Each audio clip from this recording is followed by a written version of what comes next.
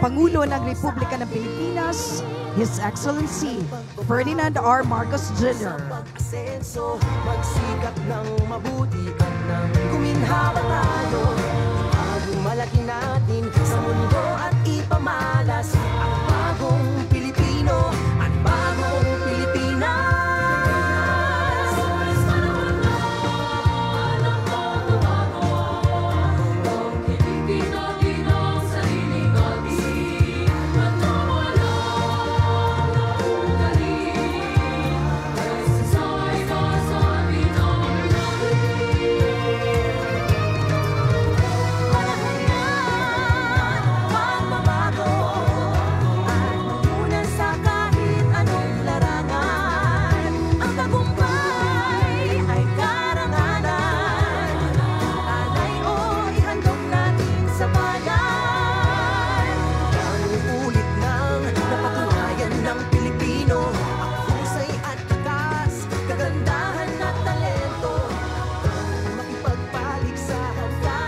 Maaari na po tayong magsiupo. Maayong aga sa atong tanan. Para sa panimulang bahagi ng ating programa, inaanyayahan po natin si Governor Eugenio Jose V. Lacson upang magbigay ng kanyang pambungad na talumpati.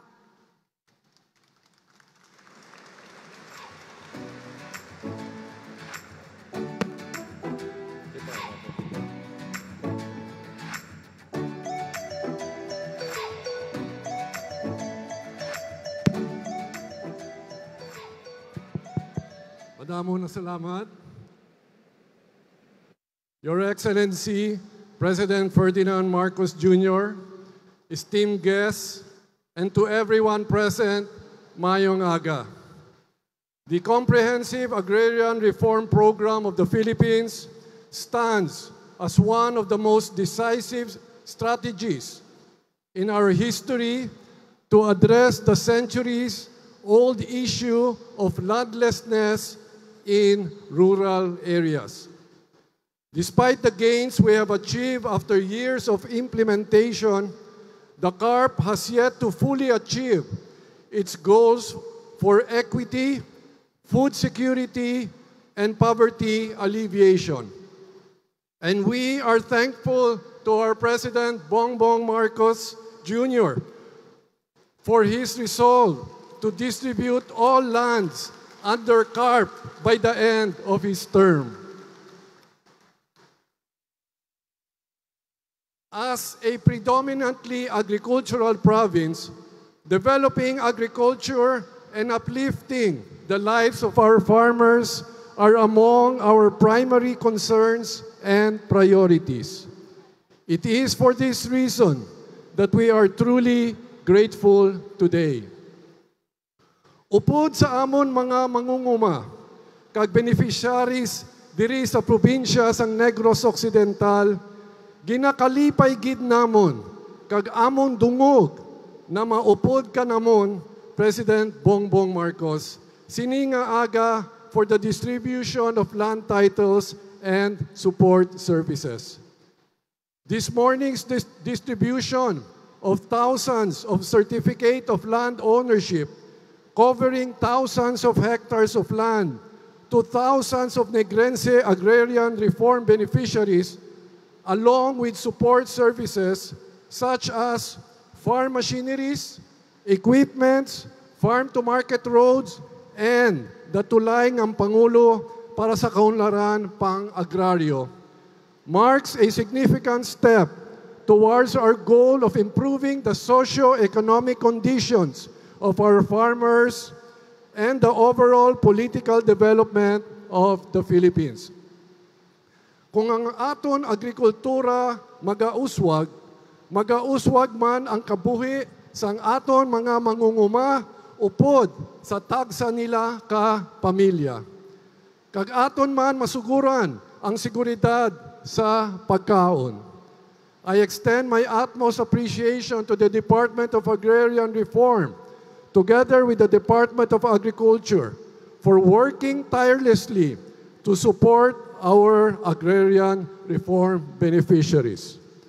With that, I welcome our President to our beautiful province and everyone who made this eventful day possible for Negros Occidental. Again, my heartfelt gratitude, and may God continue to bless our province and country. Mabuhay ang bagong Pilipinas! Avance Nigrense! Maraming salamat po, Governor Lacson. At ngayon po, inaanyayahan natin si Vice Governor Jeffrey P. Ferrer upang magbigay ng kanyang mensahe. My President, our President, His Excellency Ferdinand Bongbong Marcos, Dar family headed by my good friend, Secretary Conrad Estrella, members of the House of Representatives, hindi ito nakamo pag-isa-isahon, mayors, city mayors and municipality mayors, barangay officials, and of course, I have to give this special mention to my good friend also, Undersecretary Jesry Palmares, sir.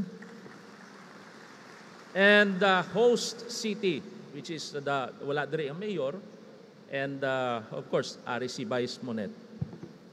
City councilors and councilors, municipality councilors, guests, beneficiaries, good morning. Mr. President, allow me to speak in our own dialect. Madamo gid nga salamat sa aton nga pinalangga nga presidente nga wala gyud kita nagsala sa pagsuportar sa iya. To be exact, 1 year and 10 months kag nadumduman ko April 23 nagrally kita suportar kay BBM diri sa Negros Occidental. Subong ari nagabatsyag sa mga benepisyaryo, sa mga farmers, ari na ang ginahulat ninyo nga hindi na mother title or collective title, it's individual certificate title sa aton nga mga CARP beneficiaries. Palakpakan naton ang pinalangga nga presidente. Nagakalipay kag hindi ko kabalo kung ano ginabatsyag ko subong. Nga kasakuon sang aton pilalangga nga presidente kag sang aton nga secretary sa Department of Agrarian Reform, pero naghatag sang ilang nga oras sa pag-atubang sa 4,200 beneficiaries sa bilog nga Negros Occidental, sir. Ang amon lang nga mapasalamat kay aside from CLOA nga i-receive nila subong, may ara nga ihatag ang aton nga gobyerno headed sa aton pinalangga nga presidente, ara da ang mga traktora, farm implements, support ina sa inyo nga mga agrikultura, sa inyo nga mga kadutaan para sa paghatag sang maayo nga produkto, which is amo gina ang gusto sang aton pinalangga nga presidente nga magasaka, mag-increase ang production, magmaayo ang income sa mga pumuluyo, labi na gid sa inyo diri sa Negros, diri sa aton sa Negros Occidental. Ako nagapasalamat gid kag nagakalipay nga kita wala gid ginakalimtan sang aton nga pinalangga nga presidente. Sir, my good friend is just like family to me. In my family, salamat. Hindi na ako magpalawig kay dako na ang oras, kapoy pang presidente, siya na'y maghahambal kung ano pagid ang maayo balita sa aton diri sa Negros Occidental. Pero boss, may ihutik ako. Yung hutik sa amin, bulong. May ibulong lang ko mamaya sa iyo. For the good of Negros Occidental also. So maybe later. Thank you very much. May God bless us all. God bless you. Maraming salamat po, Vice Governor Ferrer. Sa puntong ito ay inaanyayahan po natin ang lahat na ituon ang ating atensyon sa monitor para sa isang audiovisual presentation.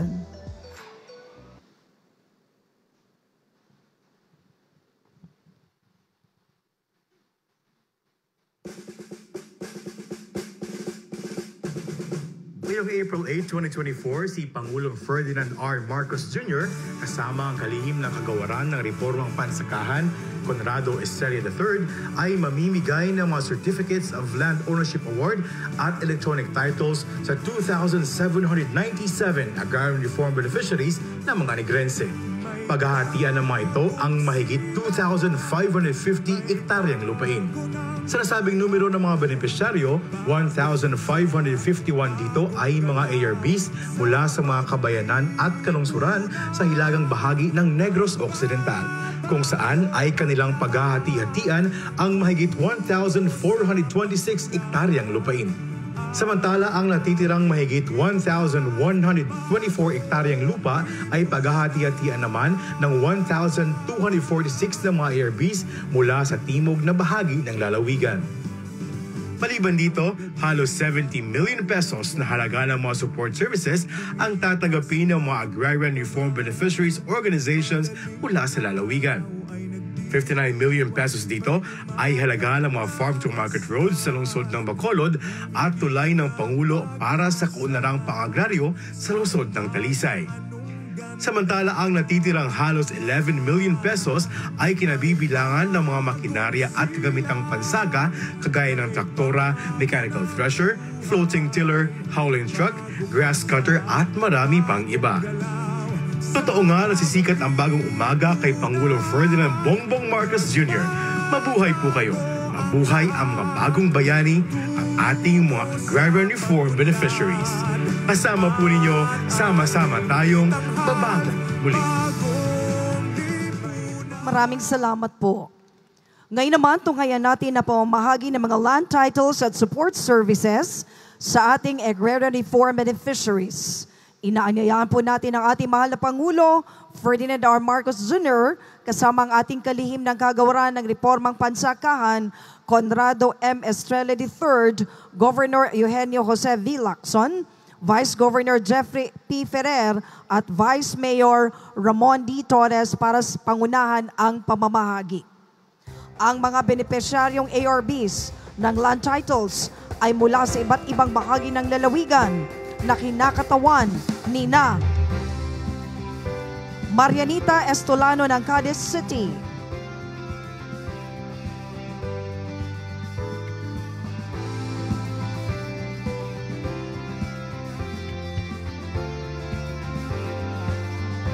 Nicolas Bernaje ng Escalante City,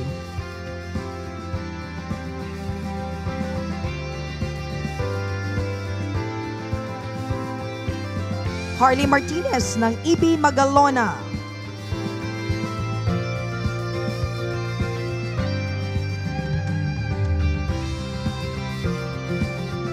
Ismael Taguligan ng Bagos City,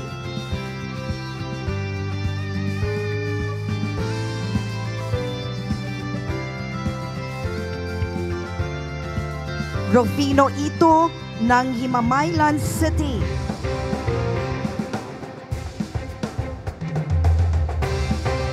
at Romeo Davido ng Candoni.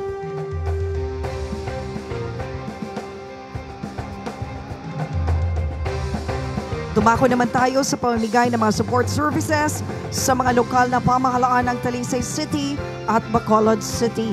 Para sa tulay ng Pangulo, para sa kaunlarang pang-agraryo, tatanggapin ng Casa Agrarian Reform Cooperative bilang kinikilalang benepisyaryo ang Concepcion Bridge sa Talisay City na kinakatawan ni Noemi Blancia. Para naman sa Farm to Market Road sa Bacolod City, tatanggapin ng Hacienda Pascual Agrarian Reform Beneficiaries bilang kinikilalang benepisyaryo na kinakatawan ni Danilo Medina.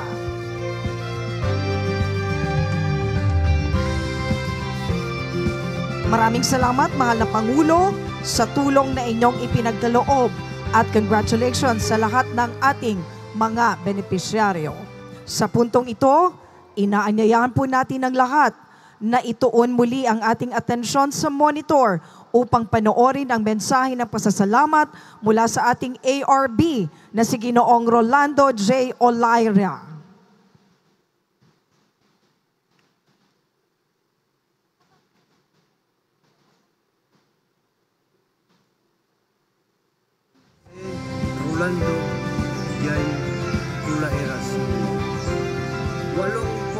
taon gulang at residente ng Barangay Magsaysay, Cadiz City.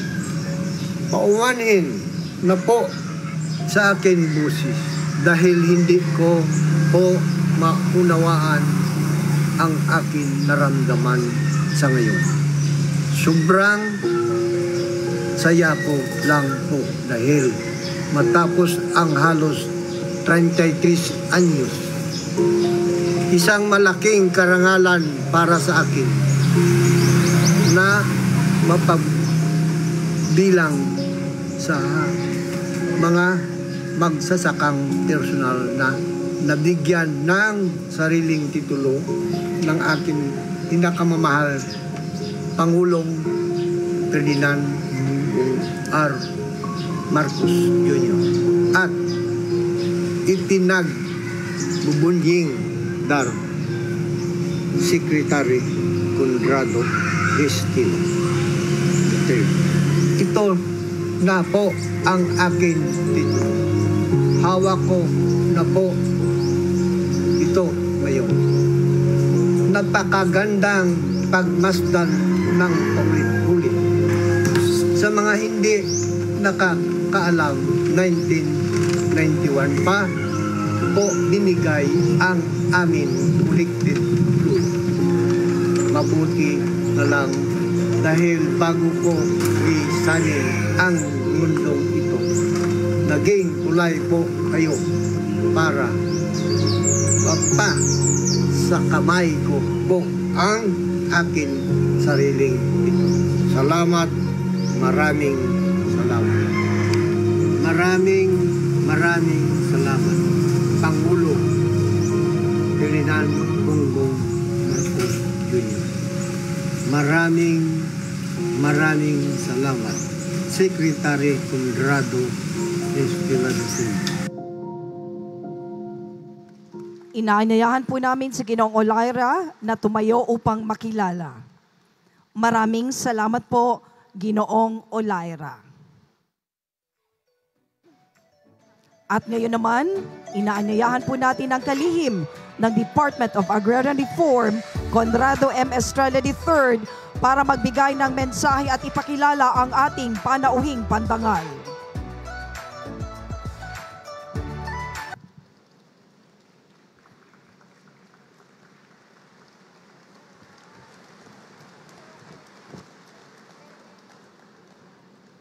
Maraming salamat po. Unang-una, nais ko pong batiin ang ating mahal na Pangulo, His Excellency Ferdinand Bongbong Marcos Jr. Palakpakan ho natin siya. Naririto rin ho ang ating mga kasama sa linya Taduran, Undersecretary Kaisel Celeste. Wala pa hong asawa yan, ipinapamigay na po namin. Kaya kung may mga anak kayong gustong manligaw, magsabi lang po kayo. At siyempre, ang ating napakasipag na Regional Director, si Attorney Sheila Enciso. At lahat-lahat po ng membro ng pamilya ng Department of Agrarian Reform. Andito po sila. Ganon din po ang mga tiga Land Bank of the Philippines. Palakpakan natin sila. Yung mga kasamahan po natin, yung mga Register of Deeds, nakapartner natin sila sa pag-imprenta ng mga titulo, palakpakan din natin sila. Naririto rin ho ang kalihim ng Department of Energy, si Secretary Popo Lutilla. Nandito po siya. Ladies and gentlemen, at lahat po kayong mga nagpapakain sa mga Pilipino, ang nagpapagod, naghihirap, nagbibilad upang mapakain ng ating mga kababayan ang lahat ng agrarian reform beneficiaries.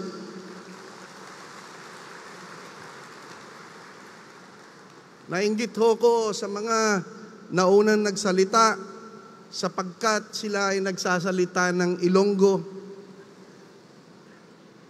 Ako po ay isang Ilocano, pero susubukan ko pong magsalita ng Ilonggo. Maayong aga gid sa inyo nga tanan.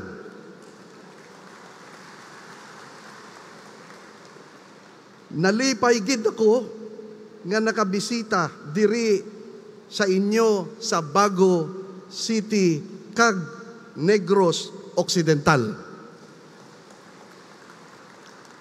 Handom ko gid kung tani nga makatilaw sang manamit nga diwal.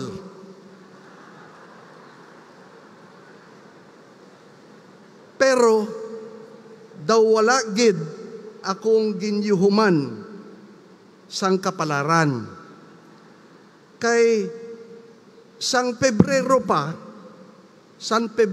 lang, gid ubos na kuna ni Vice Governor Jeffrey ang tanan nga diwal nga naggugwa sa dulid. Naintindihan ba ninyo yung sinabi ko? Mabuti pa kayo naintindihan nyo, ako hindi.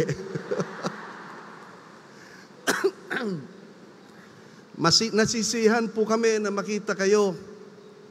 Pagkatapos ng mahabang panahon, eto na ho ang ating hinintay.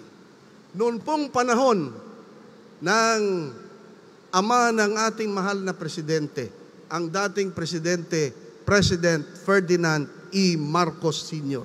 Humingi po ang mga magsasaka ng sarili nilang lupa. Binigyan natin sila at may kasama pang suportang iba-ibang bagay. Ngunit ang napamigay na lupa ay may kasamang utang. Nagdaan ang maraming administrasyon, pati na ang mga magsasaka na nagtatanim ng nyog. Nung una ay palay lang at mais, at isinama na pati nagtatanim ng nyog, ng tubo, ng pinya at iba-iba pang mga pananim ay isinama natin. Ganon din po nagkaroon ng iba't ibang administrasyon, nabigay din ng lupa, ngunit may kasamang utang.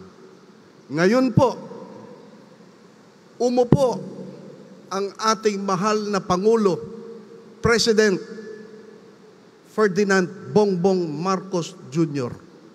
Ang gusto po niya, ang lupa na ibibigay sa inyo, pagkatapos ng mahabang panahon, ang titulo makukuha ninyo. Ang gusto po ng ating Pangulo, ang lupa na ibibigay sa inyo, wala pong kasamang utang, libre, wala na po kayong babayaran.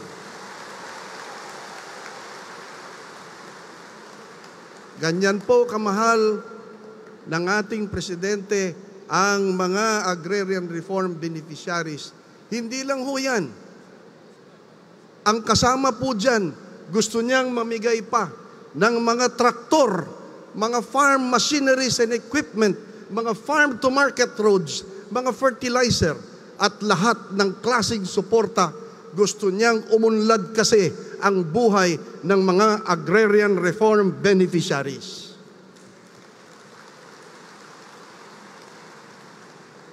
Mga binibini at Ginoo, ang Pangulo ng Republika ng Pilipinas, Pangulo Ferdinand R.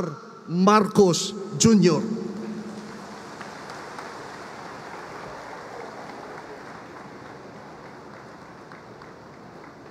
Maraming salamat sa ating butihing kalihim ng Department of Agrarian Reform, Secretary Conrad Estrella. Magsiupo po kayo. Alam ninyo, nakailang balik kami na rito sa Region 6. Matagal na niyang pinapractice yung Bisaya niya. Matigas lang talaga ang dila. Hanggang ngayon, hindi pa na makuha-kuha. magpa-tutor ka sa asawa ko. Dahil tiga-bago yun eh. Ang asawa ko, si Lisa, ang father niya, Ledesma. Siya, Araneta. Tiga dito sila sa Bago. Kaya pwede kang turuan na mag-ilong ng tama. Ang ating gobernador ng probinsya ng Negros Occidental, Eugenio Jose Lacson. Ang vice-gobernador ng probinsya ng Negros Occidental, Jeffrey Ferrer. Ang vice mayor ng lungsod ng Bago, Ramon Torres. Ang mga benepisyaryo ng reformang pansakahan, ang pinaka-importante na bisita natin dito ngayon, ang beneficiaries ng agrarian reform. Andito rin po ang ating mga deputado, ang ating mga congressman na para mag-witness sa ating pagbigay ng mga titulo. Kasama ko rin po ay ang mayor ng Bacolod, Mayor Albi Benitez, at saka si Secretary Popo Lutilla ng Department of Energy, dahil po nagbukas po kami ng malaking transmission system na magmumula sa Barotac Nuevo hanggang mag-submarine cable, tatawid ng Negros hanggang mag-submarine cable ulit, hanggang tatawid hanggang Cebu. Kaya magiging mas magandang sitwasyon ninyo dahil sa kung minsan nagiging problema ang power, ayusin na po natin yan. Kasama rin po dyan, kaya kasama po natin, sinama ko na para makita namin na talagang yung ating ibinibigay na mga titulo ay marami ang nagiging benepisaryo. At ang bilang yata ng benepisyaryo ngayong araw na ito ay 4,200. Mahigit kumulang 4,200 ang beneficiaries ngayon. Kaya nakakatuwa. Ito po ang katotohanan. Sa lahat ng naging katungkulan ko bilang Pangulo, ito ang aking paborito. Na matapos na ang pagbigay ng mga titulo, ang parcelization ng mga consolidated CLOA sa ating mga magsasaka. At matagal masyado ang 33 taon, 6 na administrasyon ang nakaraan bago natin na ibigay. Kaya't kagaya ng aking nasabi, ito ang pinaka-paborito kong katungkulan na makapagbigay sa inyo ng sa wakas na maibigay sa inyo ang inyong titulo para makapagsaka kayo na mabuti.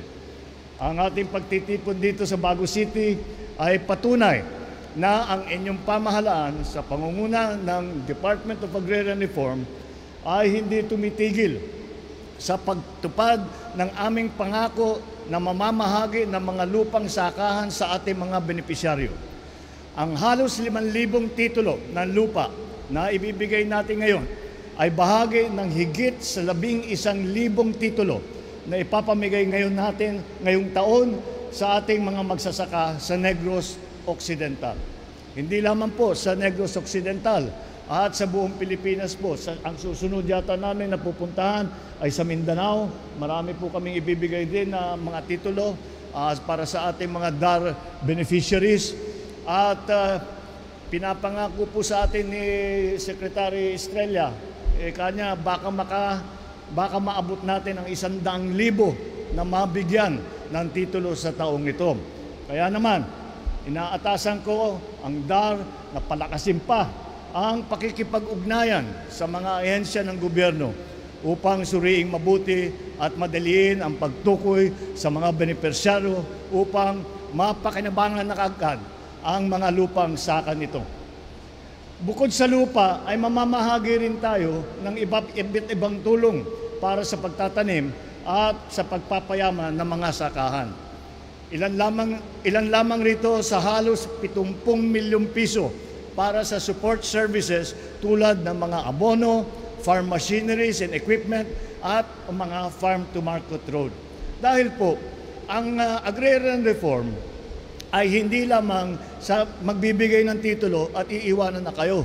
Kasama po sa batas ng agrarian reform ay susuportahan kayo ng Department of Agrarian Reform sa pamamagitan ng ganun nga, ng abono, ng farm equipment at lahat ng farm to market road, yan po ay patuloy ng suporta ng DAR kahit na naibigay na ang inyong titulo. Nagpatayo din tayo ng tulay sa ilalim ng programang Tulay ng Pangulo para sa kaunang pang-agraryo. Sa ating pagtataguyod ng bagong Pilipinas, layunin natin ang sabay-sabay na pag-unlad kung saan walang sino man ang maiiwan sa pag-aasenso. Itong programang pang-agrikultura ng pamahalaan natin ay nagpapakita lamang na seryosong pagkilos ng administrasyon upang matulungan kayo na magkaroon ng higit na kakayahan, kasanayan at mga pagkakataon sa pag-unlad. Kung inyo pong matatandaan, nilagdaan ko po ang batas noong Hulyo ng ang nakaraang taon, ang New Agrarian Emancipation Act. Ang batas na ito ay nagtakda na mabura na ang lahat ng pang-utang ng mga magsasaka dahil sa gawad na lupa sa kanilang pamahalaan. Sa mga tumanggap ng mga e-title nang galing sa collective CLOA at sa mga tumanggap ng CLOA sa mga lupang narehistro bago mag-24 ng Hulyo noong nakaraang taon, malagod kong ipinapaalam na wala na po kayong babayaran na amortization. Burado na po ang inyong utang sa Land Bank. Sa ating mga agrarian reform beneficiaries, may tuturing po kayong mga buhay na bayani ng ating panahon. Kayo ang sandigan namin upang masiguro na sapat ang pagkain sa hapag ng bawat pamilyang Pilipino. Sa ating pagkakaisa, tiyak ako na mapapayabong natin na hindi lamang ang agrikultura dito sa inyong lugar, kung hindi pati na sa buong ekonomiya ng Pilipinas. Makakaasa kayo, nakabalikot ninyo ko at ang buong pamahalaan sa lahat ng inyong pagsisikap. Naway samahan ninyo ako sa pagsasakatuparan ng isang bagong Pilipinas, isang bansang walang nagugutom at ang lahat ay kumikilos para sa kapakanan ng lahat. Madamo gid nga salamat. Maraming